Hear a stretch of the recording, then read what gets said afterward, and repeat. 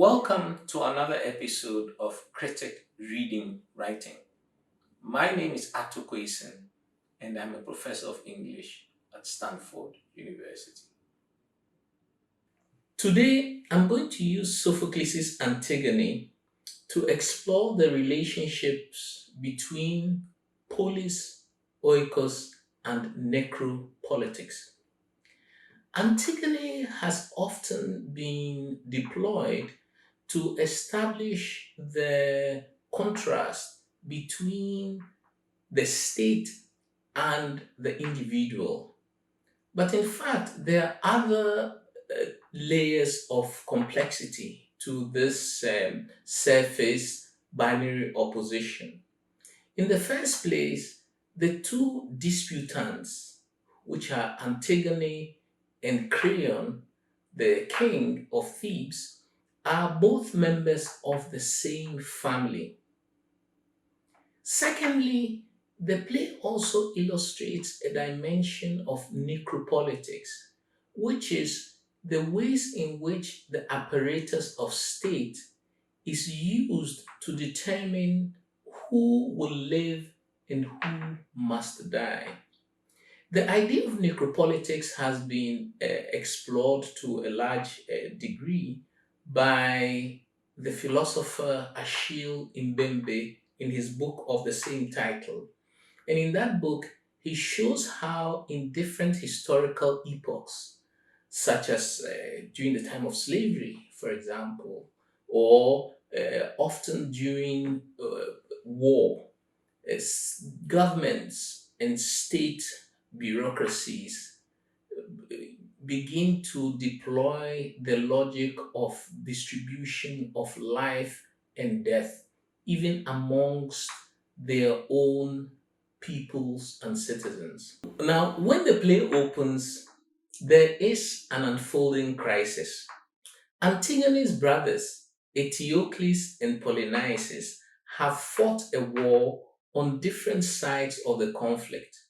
Eteocles fights on behalf of Thebes, while his brother Polynices fights against Thebes on behalf of Argos. The two brothers clash and kill each other simultaneously. What then happens is that Creon, their uncle, becomes king of Thebes and declares that Eteocles will be given the full rights of burial accorded to a hero of the state, while his brother Polynices is to be cast in the fields to be pecked at by birds. Antigone will have none of it, and so she decides to bury her brother Polynices. She has already gone through the rituals of burial for Eteocles, and she wants to repeat the same formula for the other brother. However, King Creon has decreed that no one is allowed to bury the traitorous brother except on pain of death. But Antigone decides to defy what she thinks is a ridiculous order. When the play opens, Antigone is arguing with her sister Ismene, and this is what we see. Enter Antigone, slipping through the central doors of the palace. She motions to her sister Ismene, who follows her cautiously toward an altar at the center of the stage. Antigone, my own flesh and blood, dear sister, dear Ismene, how many griefs our father Oedipus handed down. Do you know one, I asked you, one grief that Zeus will not perfect for the two of us while we still live and breathe? There's nothing, no pain. Our lives are pain, no private shame, no public disgrace, nothing I haven't seen in your griefs and mine. And now this, an emergency decree, they say, the commander has just now declared for all of Thebes. What? Haven't you heard? Don't you see? The doom reserved for enemies marches on the ones we love the most. It's many. Not I. I haven't heard a word, Antigone. Nothing of loved ones. No joy or pain has come my way. Not since the two of us were robbed of our two brothers. Both gone in a day. A double blow. Not since the armies of Argus vanished, just this very night. I know nothing more, whether our lucks improved or ruins still to come. Antigone, I thought so. That is why I brought you out here past the gates, so you could hear in private. Ismene, what's the matter? Trouble, clearly. You sound so dark, so grim. Antigone, why not? Our own brother's burial. Hasn't Creon graced one with all the rights, disgraced the other? Eteocles, they say, has been given full military honors. Rightly so, Creon has laid him in the earth, and he goes with glory down among the dead. But the body of Polynices, who died miserably, why, a citywide proclamation, rumor has it, forbids anyone to bury him, even mourn him. He is to be left unwept, unburied, a lovely treasure for birds that can scan the field. Ismene, my poor sister, if things have come to this, who am I to make or mend them? Tell me, what good am I to you? Antigone, decide. Will you share the labor, share the work? Ismene, what work? What's the risk? What do you mean? Antigone, raising her hands. Will you lift up his body with these bare hands and lower it with me? Ismene, what? You bury him when a law forbids the city? Antigone, yes, he is my brother, and deny it as you will, your brother too. No one will ever convict me for a traitor. Ismene, so desperate, and Creon has expressly no.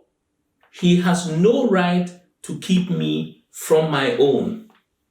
Ismene, oh my sister, think how our own father died, hated, his reputation in ruins, driven on by the crimes he brought to light himself, to gouge out his eyes with his own hands. Then mother, his mother and wife, both in one, mutilating her life in the twisted noose. And last, our two brothers, dead in a single day, both shedding their own blood, poor suffering boys, battling out their common destiny hand to hand. Antigone, I won't insist. No, even if you should have a change of heart, I'd never welcome you in the labor, not with me. So do as you like, whatever suits you best. I will bury him myself. And even if I die in the act, that death will be glory. I will lie with the one I love and loved by him. An outrage sacred to the gods. I have longer to please the dead than please the living here. In the kingdom down below, I'll lie forever. Do as you like. Dishonor the laws the gods hold in honor. Now, this conversation, which opens the play between the two sisters, Ismene and Antigone, lays out a number of important principles, both historical and in terms of the ethical choices open to them. Ismene reminds her sister of the terrible details of their father Oedipus, who killed his father and married his mother. And so it is to recall how woesome their lives have been. Antigone will have none of it because she declares that she has a right to bury her brother and is ready to defy the edicts of her uncle Creon. Now, at this stage, we find a difference between the timid Ismene and the utterly determined Antigone. So we see a contrast in the sisters. Ismene is seems to be law-abiding, irrespective of the fact that the law that has been projected is a bad law, whereas her sister is staking a claim to a duty which transcends any state law. And the duty is to her family to be able to provide proper burial to their own brother. Now, this contrast between the two sisters, in dispute as it were, is a miniaturized version of the larger dispute that is going to be shown between Antigone and Creon.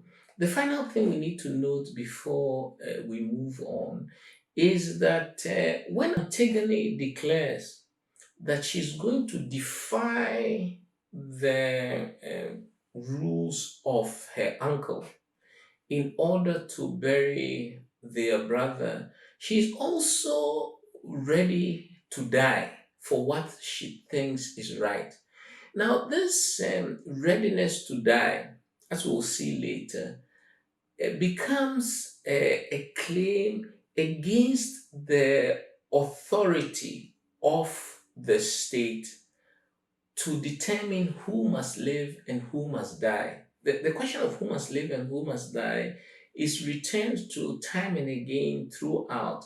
But because Antigone has already declared that she's ready to forfeit her life, she, as it were, is taking that power away from the state and accruing it to herself. Now, in what ways does Antigone's insistence on burying Polynices challenge the necropolitical power of the state? There are several ways in which we might take this question. First of all, her defiance is on the basis not of the authority of the state, but the authority of familial claims, which she thinks are higher than anything that the state can claim upon her allegiance. In other words, she fundamentally refuses to recognize the basis of state authority to start with. She assumes and declares quite openly that the claims of family are higher, they transcend those of the state. So the claims of the state are null and void for her. But more importantly, by defying the state and stating explicitly that she's prepared to die for what is right, she also takes away the necropolitical authority away from Creon, who assumes that he is the one who has the power to determine who can live and who must die, because she has taken it upon herself to die. So the power is no longer his to declare her dead or alive, because she says, I'm going to do it in defiance and I'm prepared to die. Now, this necropolitical challenge on the basis of an ethical principle that is assumed to transcend whatever the state might disclose is one that ramifies in different political traditions from different parts of the world. The next passage that we're going to see is the one in which Antigone is now faced with Creon, and they have a big argument about what are the rights of the state, the police, and what are the rights of the family, the Oikos. Now, before the section that I'm going to look at, a number of things have occurred. First is that Antigone has gone secretly to go and pour dust on her brother's exposed body. Now, the pouring of dust on a dead body was a symbolic ritual to begin the rites of cleansing and burial. The sentries who have been installed to watch over the body are in confusion because they didn't see who did it. So one of them rushes back to the palace to report to Creon what they have seen. Now, interestingly enough, when the sentry comes to report to Creon, Creon's first impulse is to um, accuse first the sentry himself of seditiousness. So he says, you must have had a hand in it, you and the other, sentries. But Creon does not stop there. He also begins to spew accusations against the populace, the citizens, by saying that they must have wanted to oppose him. And so this going to pour dust on the body of Polynices is a sign of internal opposition. And then he continues to add that they must be doing this because of love of money, that somehow someone has taken money to go and do this as part of the opposition against him. The upshot of all these accusations of sedition and material interest is to posit all who oppose him as somehow bearing a moral deficit. That is to say, that they are necessarily bad people, and he is the only one who is in the right. And he does this without any evidence. And as we shall see in a moment, it turns out that it is Antigone who has gone to do it. Fast forward a little bit, and the same sentry returns to say that they now spotted who did it.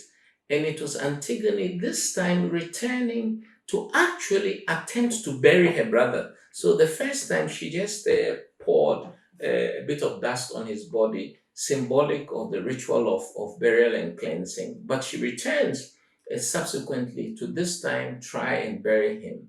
And so they capture her and they drag her in chains to present to Creon. And this is what we see. Creon wheeling on Antigone. You, with your eyes fixed on the ground, speak up. Do you deny you did this, yes or no? Antigone. I did it. I don't deny a thing. Creon to the sentry. You, get out wherever you please. You are clear of a very heavy charge. The sentry leaves. Creon turns to Antigone. You tell me briefly, no long speeches. Were you aware a decree had forbidden this? Antigone. Well aware. How could I avoid it? It was public. Creon. And still you had the gall to break this law? Antigone. Of course I did. It wasn't Zeus, not in the least, who made this proclamation, not to me. Nor did that justice, dwelling with the gods beneath the earth, ordain such laws for men. Nor did I think your edict had such force that you, a mere mortal, could override the gods. The great unwritten, unshakable traditions, they are alive, not just today or yesterday, They live forever from the first of time, and no one knows when they first saw light. These laws, I was not about to break them, not out of fear of some man's wounded pride, and face the retribution of the gods. Die I must. I've known it all my life. How could I keep from knowing? Even without your death sentence ringing in my ears, and even if I am to die before my time, I consider that again. Who on earth, alive in the midst of so much grief as I, could fail to find his death a rich reward? So, for me at least, to meet this doom of yours is precious little pain. But if I had allowed my own mother's son to rot an unburied corpse, that would have been an agony. This is nothing. And if my present actions strike you as foolish, let's just say I've been accused of folly by a fool. Creon. No! Believe me, the stiffest, stubborn wills fall the hardest. The toughest iron, tempered strong in the white hot fire, you'll see it crack and shatter first of all. And I've known spirited horses you can break with a light bit. Proud, rebellious horses. There's no room for pride, not in a slave, not with a lord and master standing by. This girl was an old hand at insolence when she overrode the edicts we made public. But once she had done it, the insolence twice over to glory in it, laughing, mocking us to our face with what she had done. I am not the man, not now. She's the man if this victory goes to her and she goes free. Never, sister's child or closer in blood than all my family clustered at my altar, worshipping guardian Zeus. She will never escape. She and her blood sister, the most barbaric death. Yes, I accuse her sister of an equal part in scheming this burial to his attendants. Bring her here. I just saw her inside, hysterical, gone to pieces. It never fails. The mind convicts itself in advance when scoundrels are up to no good, plotting in the dark. Oh, but I hate it more when a traitor, caught red handed, tries to glorify his crimes. Now, this conversation between um, Antigone and her uncle Creon lays out the key terms of dispute. For she is claiming the right to bury her brother from drawing on the strength of the earth gods, the gods that are protectors of family, and that's of philia. Whereas he is staking a claim to the rights of the state by invoking Zeus. Now, there's an entire discourse around Zeus, the Olympian gods, and the gods and goddesses of the earth, which we cannot go into here. However, the other thing that we see is that both of them are equally absolute in their beliefs. She's absolute in the justness of her cause, in wanting to bury her brother, while he, Creon, is also absolute in his interpretation of the duties to the state. But what we find here is that he then turns the discourse away from any recognition that she might have a right as a sister of Polynices. In other words, that there are any claims of a family commitment that could be used to qualify the brutal law that he has issued with attendant punishments. And so he declares that irrespective of whatever family ties she might have to him, he is going to punish her because he cannot tolerate her to be victorious. He declares her a traitor, and by that declaration, as it were, symbolically removes her from the protection of the state. So, what Creon does then is that by labeling her traitor, he seeks to cancel out any claims of family ties that she might have on him. And by also labeling her as traitor, also, as it were, produces punishment or justifies the punishment that will be meted out to her, which is death. So he goes asks them to take her away to bury her in a cave. But something odd happens because right after this, Ismene comes on stage, and Ismene, who, as we saw earlier in the first extract, was a little bit hesitant and, in fact, reluctant to defy the law that Creon had declared. Now, in her second appearance, she now claims falsely to have joined her sister in the burial of Polynices.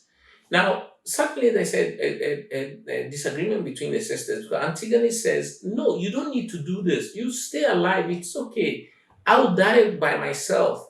And Ismene says, "No, why would I want to stay alive? I'm going to die with you," and so on. So there's a toing and froing. Now, out of this, a number of things can be extracted. First is that Antigone at this point seems to be seeking martyrdom. In fact, she declares as much to Creon in her speech to him by saying that she has suffered so much in her past and in her family. And by this, of course, she's invoking the curse on the house of Oedipus. She has suffered so much that death is completely welcome, and that to leave her brother unburied would be worse than any form of death. So that's one thing. She seeks martyrdom. But on the other hand, it's a form of love and compassion for her sister, that her sister should not take on the burden of this defiance and be killed for no accountable reason. So there's a mixture of martyrdom and love for her sister. At any rate, Creon takes a very surprising decision to condemn Antigone to death and spare Ismene, also illustrating the necropolitical logic that he has the power to decide who can live and who must die. And so Antigone is taken away to be buried alive in a cave.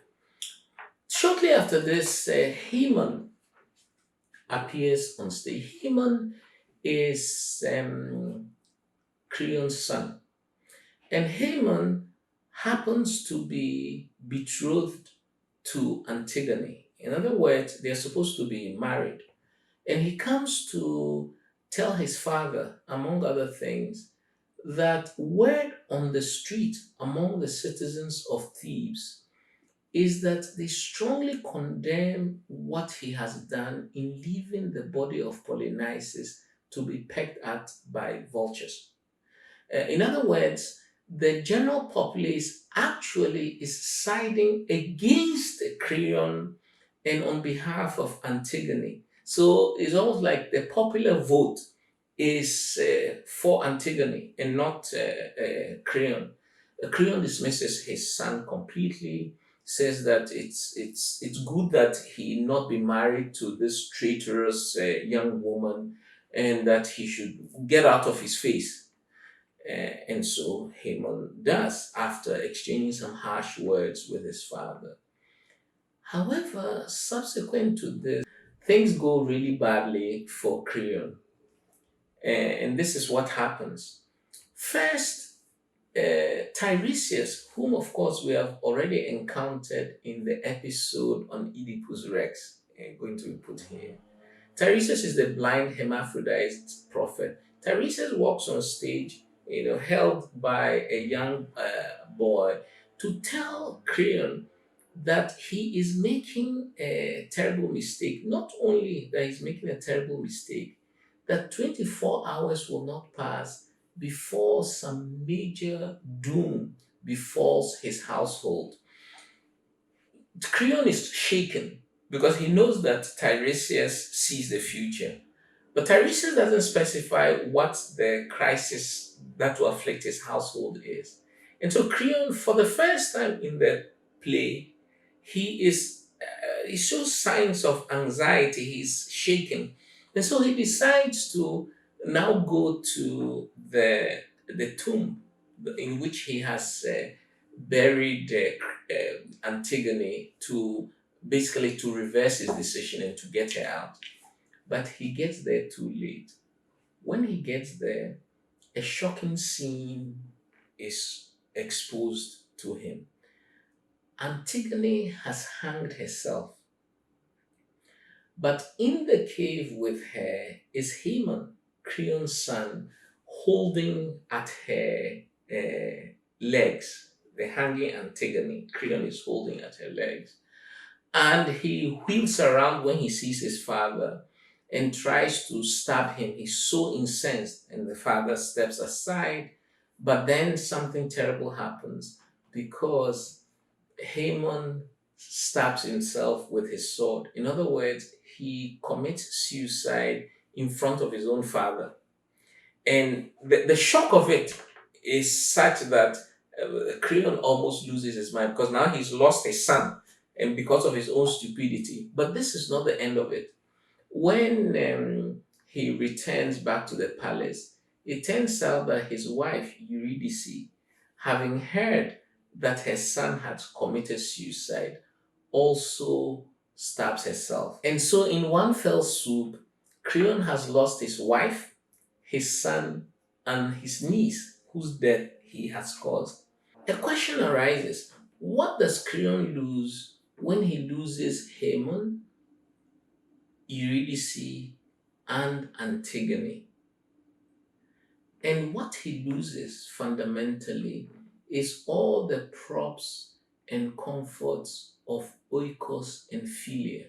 By losing all these people, he's losing the fundamental support of what makes him sovereign. Already, we know that the ordinary people of Thebes do not support his decision to, to not bury Polynices. And so, all that he has really is his family, is the Oikos. But because he ruthlessly declares traitors as not having the right to live, and that anyone who opposes him is a traitor, he has inadvertently visited the negation of life upon his own family. And so when both Eurydice and Haemon take their lives, they are instantiating this logic of the necropolitical, but this time staged inside their own family. Now, what we see in the play is the reversal of fortunes. The reversal of fortunes is specifically tied to Creon, proud, arrogant, hubristic, thinking that he is absolutely right and everyone else is wrong, imputing seditious motives and base motives to others, even without proof, so that to show that he's right absolutely and everyone else is wrong. By the end of the play, he sees how his stubbornness and absolutism is reversed and he loses those that he loves most. In the case of Antigone and Ismene, the play opens with their loss. They have nothing when the play opens. Their father Oedipus has died, as we know. Their mother Jocasta has also died, as we know. But the two brothers have killed each other simultaneously.